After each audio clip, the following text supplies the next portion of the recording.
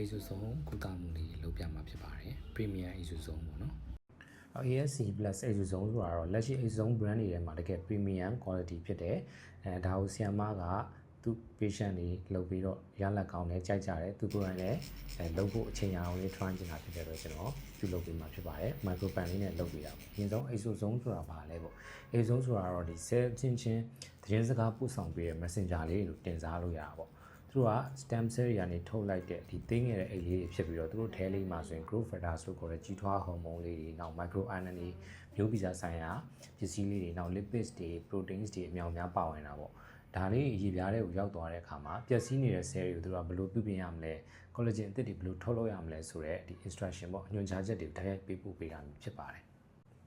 exosome ကုသမှုကဘာတွေကောင်းလဲဆိုရင်တော့ပထမချက်ကတော့ skin regeneration ပေါ့ဒီ collagen တွေ elastin တွေကိုဇာပေါင်းများစွာသူကပို့ပြီးတော့လှုပ်ဆော်ထုတ်လုပ်ပေးတယ်နောက်တစ်ခုကတော့ anti aging အနေနဲ့ဆိုရင်ချွေးပေါက်တွေတက်တာမယ်အရေးကြောင်းတွေတက်တာမယ်နောက်အသားရည်ကိုကြည့်ပြီးတော့ glow ဖြစ်စေတာပေါ့နော်နောက် barrier repair ပေါ့ပျက်စီးနေတဲ့ skin barrier ထိရင်သူက cellular level ထိသွားပြီးတော့ပြုပြင်ပေးနိုင်တယ်နောက် anti inflammation ပေါ့နော်ရောင်ရမ်းမှုတွေနှီးမြန်းတာတွေကိုတက်တာစေတယ်ဒါကြောင့်တချို့လေဆာပစ်ပြီးချိန်မှာ exosome လေးကိုဖြန်းပြီးတော့သုံးဆွဲလို့ရတာမျိုးလည်းဖြစ်ပါတယ်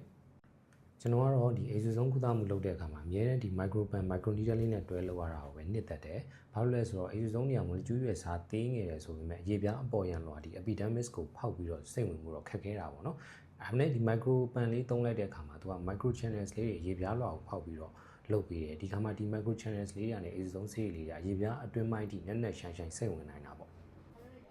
ဆေးရည်တွေလည်းအလဟတ်မဖြစ်တော့ဘူး exosome ကအစီလဲကြည့်ကြအောင်နောက်ပြီးတော့ microneedle လေးကိုယ်တိုင်ကလည်း collagen ထွက်အောင်နှိုးဆွပေးတာမျိုးဖြစ်လို့ exosome ရဲ့အားနည်းတယ်ကိုသူကပို့ပြီးတော့ synergy ပေါ့နော်တွဲဖက်ပြီးတော့ star တို့တိတာစီတာမျိုးဖြစ်ပါတယ်ဒါလေးကတော့ exosome ကုသမှုစိတ်ဝင်စားတဲ့သူတွေ try ကြည့်ချင်တဲ့သူတွေအတွက် exosome ဆိုတာဘာလဲဘယ်လိုလုပ်တာလဲဆိုတာလေးကိုကျွန်တော် sharing ပြုလုပ်ပေးတာဖြစ်ပါတယ်